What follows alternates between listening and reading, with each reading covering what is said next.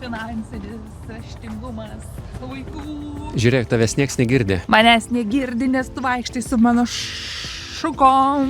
Giliu įsitikinimu mano nuo pat mažų dienų pradėjo mokinti vaikus elgtis su pinigais ir žaisti 50, 30, 20. Ne. Tu toks tvarkingas. Ne, tai aš visada tvarkingas vyras. Nu, Ne, tai dėl ką? to, kad tu plikas. Dėl to, kad tu plikas, tu neturi plaukų, kurie lenda tau į burną. Koks skirtumas, aš Ir nekreipiu dėmesio. žaiskit investicinius fondus. Realiai, jeigu norit, aišku, jeigu patinka jums ta mūsų mintis, nes, vat, pavyzdžiui, Arnoldas yra tas investicinis fondas, kur vaikai neša jam pinigus, investuoja į tave. Ir aš jiem išrašau šituos vertybinius popierius, fondo investicinius vienetus, ant kurių pasirašom investuoto sumą, laikotarpį, kuriam laikotarpį, mėnesiui, 6 mėnesiam, dabar aš praktikuoju 6 mėnesių laikotarpį ir nusimatom, kokia tai bus pinigų suma po 6 mėnesių. Kiek procentų uždirbs jų dažniausiai investuoti dvigubai. pinigai. Nes tėtis labai, tai yra investicinis fondas labai geras.